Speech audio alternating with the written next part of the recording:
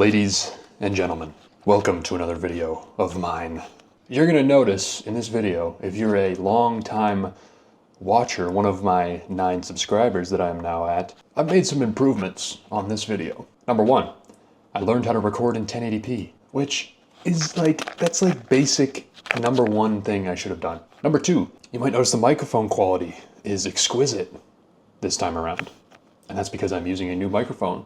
I already owned it, but I forgot I had it. So we're using this one, and we'll see how it goes. We'll see if it ends up being better. Number 3, very slight, but you'll notice the entire screen is now taken up. In my previous videos, I would crop the top and I would crop the taskbar on the bottom, but I learned in OBS you can just crop the bottom and stretch it a little bit. You can stretch the whole thing down so it takes up the whole screen. So that's wonderful news. Overall, wonderful quality improvement, and if you are one of my 9 subscribers and you're watching this video, thank you. Thank you for subscribing to a channel with no one, with no mob mentality.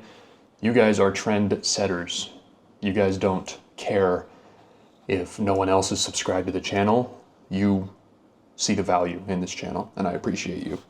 I appreciate you very much. So you guys are awesome. My goal, short-term goal, is 10 subscribers, and then we'll work on 20. How about that? We'll work on getting up to 20. Just a little brief thank you note. But as you can see, we have this photo here. We have this beautiful photo of the staircase going upstairs at this property. And as you can see, the photo is already completed. I've already done it all. I did not record this because I was listening to a podcast when I was doing it. So I think I just recorded the big batch of videos that I put out and didn't feel like recording this one. But we're going to go through it again, and we're going to do the whole thing again. This is a complex shot. It doesn't look like it, but it is because of the way we're doing it. We're doing HDR, and we got to go in there and do a lot of stuff in here. And that takes up the bulk of this photo. But as you can see, the finished product is gorgeous. It is beautiful, and it looks like a listing shot. So we're going to go through here and just take a look at what photos we have. I will use this one for the properly exposed portions. I will use those for the windows. This is our regular ambient shot. I think it's shot at 0 stops. Yeah, just normal. It's just like automatic 0. This is our overexposed shot. We will use this to brighten up certain areas that we want to be white. And I took a few flash shots as well. So as you can see, I flashed this side in this photo. I flashed the right side. That is the completed photo, sorry. In this photo, this was just a general flash and a few others. So I really wish I stood up here and flash the ceiling up here just so I can get behind this staircase, but I did not do that, so that's all right. So we're gonna go through, they're all picked, all the ones that I want, and the way I pick them is I just hover over it and I hit P, and that'll brighten up this flag right here, so I'll do that for you. If you can see, flag as pick, and the flag is lit up down here. If you want to unselect, you just go up here and click that little flag, and it goes away. I don't think I need this photo for anything, so I'm just gonna leave that there. We're going to go through and hit Control and just click the photos that we want. This one is the completed photo. You can tell because of this little icon down here, so I'm going to avoid that photo. Even though there is a flag next to it, I don't want to bring that one into Photoshop. So we're going to go to Edit In, Open as Layers in Photoshop, and we'll load them up. All right, so we have all the photos loaded up into Photoshop. If we click through, we can see all of the ones that we picked are now here, and we'll select them all. We'll bring this window pull just underneath, so that our ambient shot is sitting on top. I am gonna go through and see if the zoom changes at all on any of these photos. It might change slightly, so what we're gonna do is we're gonna select all these, we're gonna go up to Edit, Auto Align Layers, just click this auto one up here and hit OK. It's gonna take 2 seconds, and now they're all properly aligned. We're gonna hit Control T and bring this out just slightly because it's not too big of a difference. We're gonna center that up as well. We want these purple lines showing a little cross section right here. So that makes sure that the composition doesn't change, and we're still getting that original shot. So let's get in here and see what we got here. We got this ambient shot on top. We're going to drag a flash layer up top, and we are going to mask it by clicking this button down here and hitting Control I. That inverts the mask completely. We're going to take our brush by hitting B, and we're going to make sure we are selected on the mask. Make sure white is on top, and we'll go up here to our flow and hit Shift 1 for a flow of 10%. and we'll just start clicking in, brightening up the areas that we want to be bright. This is a delicate process. That's why I'm on flow 10, because I don't want everything to be exploded in brightness. I just want the parts that I want to be bright. Brighten up these stairs. These stairs are the focal piece of the shot. So I want those to be looking good. If you want to switch and take out any brightness, all you got to do is hit X. That switches out to black, and you can go in and click around and just even out the photo. You could even go to a lower flow if needed, but I think that's looking good so far. We'll go ahead and take our next flash shot and bring it up. We'll do the same thing, Control I, and we will adjust the brush size because I want it to be large, and I'm just right clicking while I'm holding Alt. So you hold Alt and you right click side to side, changes the size of it, up down changes the hardness of it. So I want hardness at the lowest possible thing because I want it to be smooth. I don't want it to just be like a big bright circle like that. That doesn't look good. So I want it to be smooth, and I want the flow still at 10%. So we'll go down here, bring it up here. These are the dark parts of the image, and we want these brightened up. So that's looking good. We got that right side done. It's not necessarily looking great, but it's looking adequate. So I like that. This one gives that natural color of the stairs with minimal shadows, it looks like. So we're definitely going to take that, and you can see the difference in the stairs, the actual color of the stairs, if I just turn that on and off. So we'll do the same thing here. We'll start painting this in and just painting over these stairs right here. Just brings back all that color that we were missing. And it also blends it all together. So if I turn that on and off, you can see that wall is coming back. So I could even paint in more of this wall here, just like so. I actually really like this photo. You can see the majority of all of the brightening is being done on this photo. So I like how that looks. Really brings in that pop. So now we'll take this layer and we'll see what we can do with it. This is that really bright one. I don't know if it'll be worth the effort to just get rid of these shadows here, but perhaps it will. So we'll see. I do want to keep that natural wood tone color in the stairs. So we'll see how this starts to look. Don't want to mess with it too much. Let's see what that did. So what we could do, I just want these shadows back here to go away. So let's just zoom in here and grab our brush again, hit X, and we'll go hardness 100%. We'll go flow 100%, and we'll just see. That makes it look horrible. Okay. Is it even worth it to brighten these areas up? I don't think it's worth it, if I'm being honest. So we're not going to worry about it. What did that do? Didn't do a whole lot. Now I'm just messing around with the lighting, obviously, because this photo is pretty solid. Just the way it's looking right now. Like I said, I wish I went up there and flashed the top so I could get a nice bright background in these stairs, but I didn't end up doing that, so that's okay. I'm looking, you know, this looks good enough for the time being. We'll come back to it and see if there's anything we can change. But now it's time for the big portion, which is the window pulls. And I'll show you how I do that. I basically just create a mask, I invert it just like all the others, and we're going to zoom in by hitting Z and clicking right to left. It's a left click, dragging right or left to zoom in or out, and then I'm just using the space bar to move my hand around like that. Now this part's going to be very tedious. I'll explain slightly what I'm doing, or I'll explain to the best of my ability what I'm doing. But I want all of the portions of the window to come out. And what I'm going to do here, since I want that window, and then I want down here, I'm just going to click from there to here. And I'll go back in later and remove that part. But all of the window portions, I want to remain. Even this little tiny one right here. I know it's seems like a tedious task, and it sure is. But this is what we want to do. We want to make sure that we're delivering a high quality product to the clients. And it looks like the window ends right here, so I'm just going to skip over all this and click down here at the bottom. I'm going to go over here, click, click, click, and that is my process for the window pulls. So I'm just going to go around, click the outside of the window, and I'll be back. So now I have the first window, at least the border of it, selected. Now what I'm going to do, I'm going to explain this now. These little lines are not outside, they are inside. Those are little handrail support wires, or whatever you want to call them.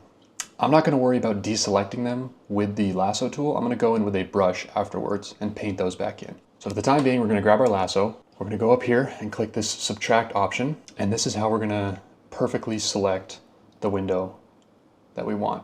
So we're going to click over there, click over here, drag it all the way around, double click.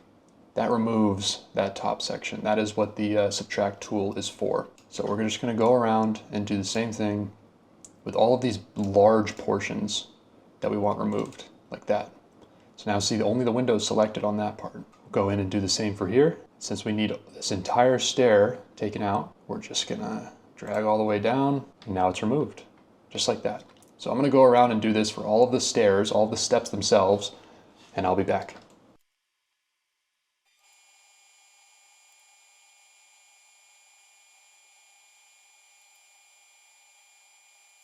All right, you can see the window is now selected. The actual window portions themselves, again, I'm leaving these beams out because we're gonna go in and change that later. But this is looking pretty solid. I also removed this beam right here. We don't need that. We just need the outside portion that's blown out. So we're gonna make sure that we're gonna hit X, make sure this white is on the bottom, and we're just gonna hit delete, and that will bring in that beautiful window back into reality. So we'll go in and clean all that up. The way I'm doing it on this mask, it makes it very easy to change anything that you have done and that maybe you want to fix. As you can see, I'm going to deselect it. You're going to see some, I'm just going to hit Control D to deselect. You're going to see some black. This is going to be black, obviously. We're going to go in and fix that. But even the sides here of the stairs are black, and we can go in and change that by hand. But for the time being, that looks good. Now I'm going to go up here. This side's going to be a little bit easier. Hit our lasso tool by hitting L, and we're going to go back up to add a mask.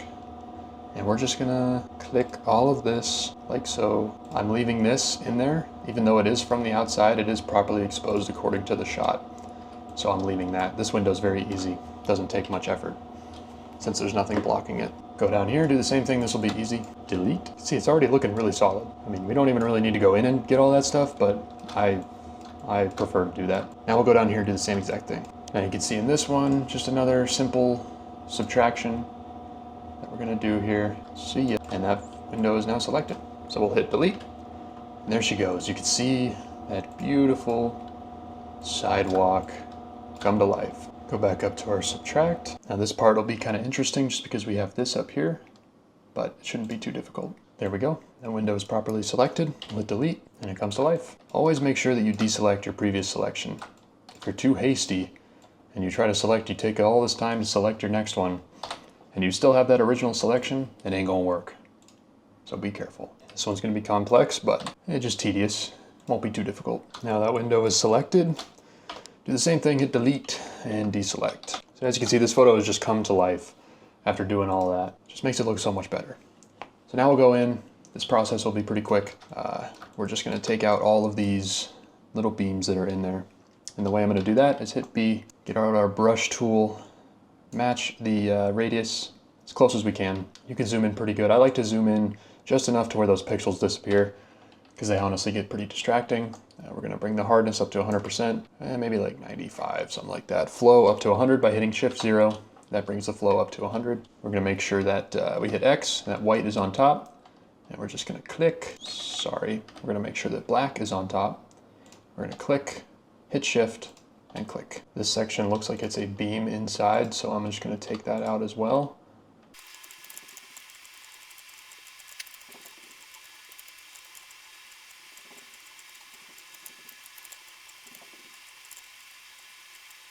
Alrighty folks, that is looking really good. Really, really good. All of those things, those little beams have been taken out. And yes, that was tedious. You can choose not to do this if you're in a time crunch, or maybe you're not getting paid enough to do it. Really, I mean, this is a advanced workflow, and if you're only getting paid like $150, $200 for this property, then make the photos look good. But I just want to show you that you can do these things. You have the ability to do whatever you want with these photos and make them look good. So let's see. Now what I would like to do is, there's a little bit of light reflecting off of this wood, and it's making these walls a bit warm. So what I want to do now is fix that. And the way we're going to do that is go to adjustments over here, go down to hue and saturation, and we're going to pick the yellows and bring them down. As you can see, that makes the wall white. But what we want to do is we want to invert this mask that we've now created. We want to hit W, which is our magic wand tool, and we want to just select the portions of the wall that we want this effect to take place. This might be really, really complicated because of these stairs. I don't know. Let's just see what happens. If you want to remove anything, you can just hit Alt and delete those out of there. So we're just going to get a rough outline here and see what we're working with. Hit X, hit delete, and deselect. As you can see, that brightens everything up. That makes it white. And it looks like there's quite a bit of cleanup to do. So let's just look around the image, and I'm going to keep the saturation at 100% just because it helps me see what's going on properly. Make sure hardness is at 100, flow is at 100, and turn that on. Change this to black. We're still on the mask, and we'll just do the same thing where we hit the shift click. We'll go around, paint these wood tones back in.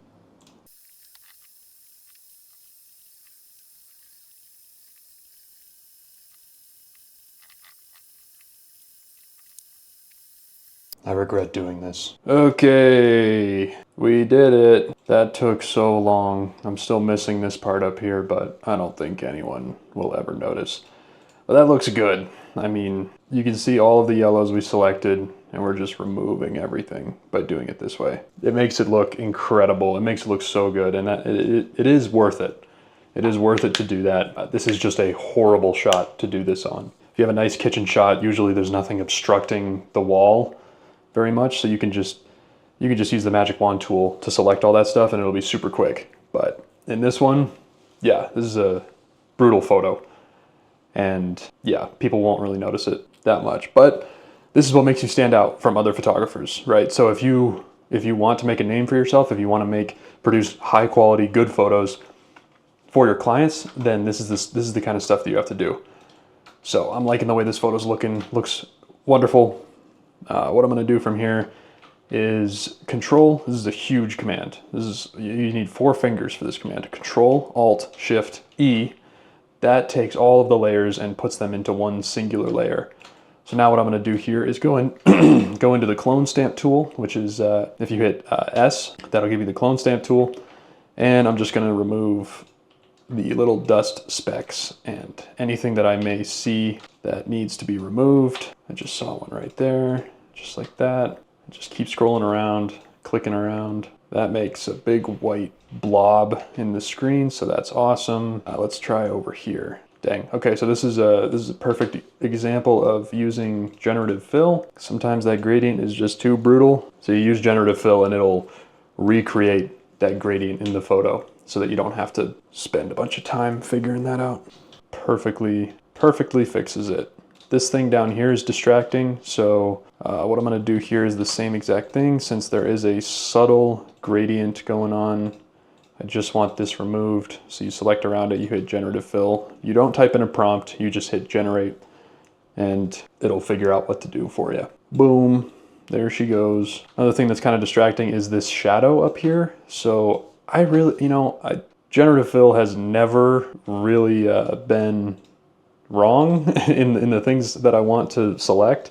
So right now I'm trying to tell it that I want to remove this shadow here, but I don't know. I mean, maybe it'll put in a beam up there, but it takes the context of the whole photo, so I think it will just remove the shadow. Yeah, that's insane. That's perfect. That's exactly what I wanted. I could go in there and do that with all the individual shadows themselves, but I don't think I'm gonna do all that. But I like the way this photo's looking. I wanna see the difference between the first photo that I did and that one. Okay, so that stuff was worth it. Even this photo looks good, but I lost all that color in the stairs, and in this new photo, those stairs just come back. So I'm actually really glad I went around and did that again. This photo's looking good. I'm done when it comes to Photoshop. So now all we need to do is hit Control S, send it back into Lightroom. There she is. Immediately, we're gonna go down and remove chromatic aberration and enable profile corrections. Make sure that we're on Sony, because that's what we were shooting with. And you can see that just stretches it back out to look normal. We're gonna see what auto gives us in terms of the crop. Kind of all of these I'm not really loving, so let's go to guided. Let's do guided. We know that this is level according to the floor because the builders do a good job. So we're gonna click that, drag it down to there. We're gonna go up here and drag that down to there, and that straightens it all out for us. That makes it a vertical photo. All of these are looking good. So now we'll just hit the slash key before, after. That's what that does when you straighten it out like that. So now that that is proper, we'll go back up and we'll make our little adjustments that bring it back. When I'm moving the highlights, I'm just looking up here at this histogram, and I want those highlights to just barely touch the end. I don't want them to go up very high. Bump up the sharpening, bump up the noise reduction, and that looks great. That is a wonderful photo right there. So this is our finished product compared to this, which I originally thought looked good, but now that I've created this new one, it just looks way better. You can see this big bright flash up there goes away, and the stairs, look at the stairs. The difference in those stairs, just painting in that natural flashlight, just makes it look incredible. And this painting down here, that's another big difference. I thought it looked good in the original, but man, that color just comes back to life in this new one. So I'm glad I went over it again. I appreciate you guys watching. This is a long, long video, but it was worth it. It was very worth it. You can add it to the collection, and I might figure out how to put all these photos in the description for you so that you can practice this stuff on your own. Just load it up into Lightroom and follow the exact same steps that I did and see if your product comes out looking the same. This is a great photo to practice on. Just hone your skills and yeah, make it look better. And like I said in my channel description, I have learned literally everything I know from Lightroom and Photoshop from YouTube. So that's why I've started making these videos and producing them so that you guys can learn the exact same thing, and that you don't need to pay a course. You don't need to pay $500 just to get basic Photoshop tips, because that's all these are. These are just basic tips. Nothing too advanced that we're doing here, you know. It's literally just clicking a few buttons and knowing where those buttons are. So I really appreciate you guys watching. If you watched to the end, please leave a comment and let me know that you watched to the end. At the bare minimum, let me know what you think of the video, any improvements you'd like to see, any more explanations that you'd like to hear from me. Let me know anything in the comments. You know, I want to know what you guys think of this stuff, and I really appreciate you guys watching. So yeah, like, comment, subscribe, do all of the things that you normally do, and I'll see you guys in the next video. Bye.